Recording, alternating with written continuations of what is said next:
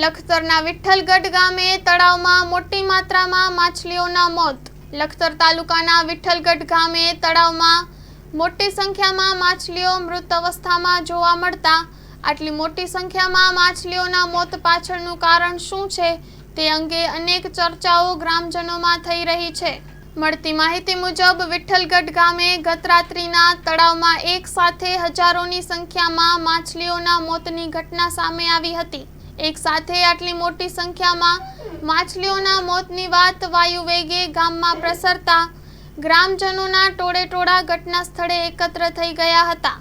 જોકે સૂત્રો સાથે વાતચીત કરતા જણાવ્યું હતું કે એક સાથે આટલી બધી માછલીઓના મોત થવા પાછળનું કારણ તળાવમાં કોઈ અસામાજિક તત્વોએ કેમિકલ કે પાવડર નાખ્યો હોય તેવું પણ અનુમાન લગાવવામાં આવી રહ્યું છે।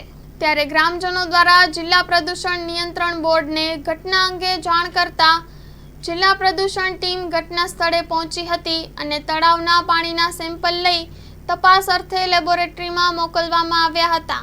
Story report by Jayendrasinh Zala, Lakhtar.